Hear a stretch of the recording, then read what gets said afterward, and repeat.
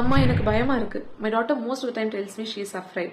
அடிக்கடி சொல்லுவாங்க, அம்மா எனக்கு பயமா இருக்கு, இருட்டா இருக்கு, எனக்கு பயம், யாராவது ஸ்ட்ரேஞ்சர் பார்த்தா பயமா இருக்குன்னு சொல்லுவாங்க. அண்ட் ஐ நாட் அண்டர்ஸ்டாண்ட் ஏன் அடிக்கடி இப்படி சொல்றான்னு. Later I sat back and realized how it all started. One day on a trip, her dad took her to a scary house and she was damn afraid and started crying. It all started there. We realized what she was going through and started validating her feelings. Not that யாராவது இதுக்கு பயப்படுவாங்களா, நம்ம வீட்டுக்குள்ள போறதுக்கு என்னதான் அப்படி பயம், பாரு அவங்க எல்லாம் பயப்படாம போறாங்க, இப்படி எல்லாம் சொல்லாம we said, அச்சோ எனக்கும் பயமா இருந்ததுடா, நான் சின்னதா இருக்கும்போது எனக்கும் ஸ்கேரி ஹவுஸ்குள்ள போறதுக்கு ரொம்ப பயம், போயிட்டு வந்ததுல இருந்து அதே ஞாபகமா இருக்குல்ல. She immediately said, yes அம்மா. I'm sorry you are scared, right? Again நம்ம அங்க போக வேண்டாம், ஓகேயா? She said, yes ma, போக வேண்டாம். I said, அம்மாக்கு தெரியும் right now you are scary, but tell me how you felt when daddy was there with you. She said, அப்பா இருந்தா எனக்கு பயம் இல்லம்மா.